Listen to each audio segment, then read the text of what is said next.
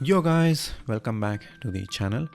Today we are going to take a look at the new Tata Safari, the iconic nameplate that has returned after a short commercial break.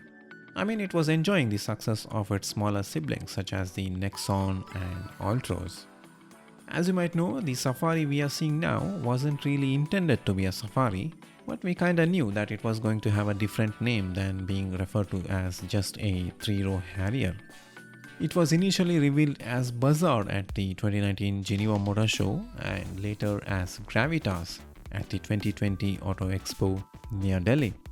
I think what might have happened is someone from the marketing or the design team was walking past the old Safari and thought, hey, wait a minute, even our Gravitas has the same stepped roof design and rising window line, so why not bring back the Safari brand? It totally makes sense. Anyway, when you're talking about just the design, I think the Safari branding totally suits this new vehicle. It really looks like how the second generation Safari would have looked if it were originally intended to be a new Safari. Compared to the Harrier, you're not gonna find much difference on the front fascia except for the grille pattern. But as mentioned, the side profile has a stepped roof design to accommodate the third row passengers. Those roof rails also look very distinctive and makes it easy to identify the vehicle from a distance. The wheel design is also pretty similar to those on the Harrier. The range-topping model rides on 18-inch machined alloy wheels. The rear end looks fairly different compared to that of the Harrier thanks to the shape of the taillights. And the Safari too gets these fake exhaust inserts. I don't understand why manufacturers do that, but anyway. Also, notice that the Safari branding is at the same place just underneath the license plate where you would find the Harrier branding on the Harrier. As for the dimensions, it measures just over 80mm longer and 80mm taller compared to the Harrier, while its width and wheelbase are exactly the same as the Harrier. Naturally, the cabin looks almost identical, especially the dashboard. Depending on the variant, features include leather-wrapped steering wheel, leather upholstery for seats and door pads, an 8.8-inch central touchscreen, Apple CarPlay and Android Auto connectivity, IRA connected car technology, 9-speaker JBL audio system, 6-way power adjustable driver seat, tilt and telescopic steering, 7-inch MID, auto AC, cruise control, panoramic sunroof, and more.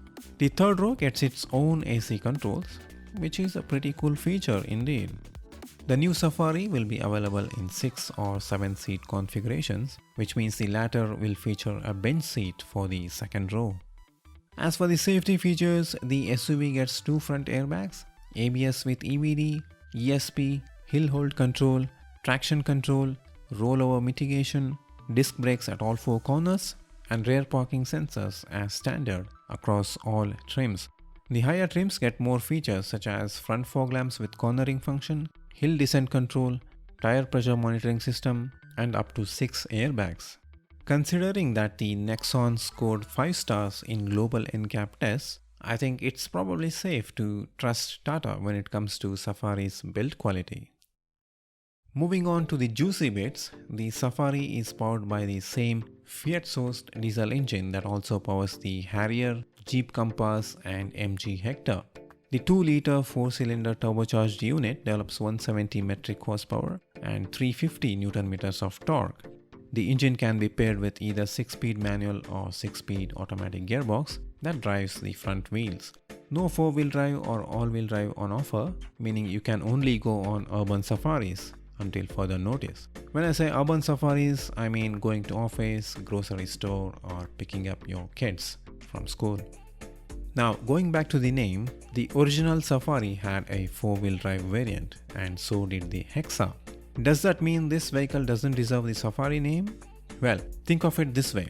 These days, it's all about branding, and in most cases, it's the brand name that brings the money.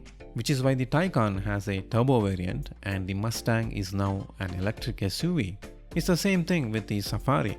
And when you consider the fact that only a tiny percentage of people actually use the 4-wheel drive capabilities of their SUVs, it totally makes sense to use the Safari branding on this front-wheel drive vehicle. And Tata owns the brand, so they have the rights to do whatever they want to do with it. So there you have it, the new Safari. You can't ask what's in a name anyway, because these days everything is in the name. Let me know what you guys think of the new Safari in the comments down below, and make sure to hit the subscribe button and the notification bell if you haven't already. Thanks for watching, and we'll talk in the next one.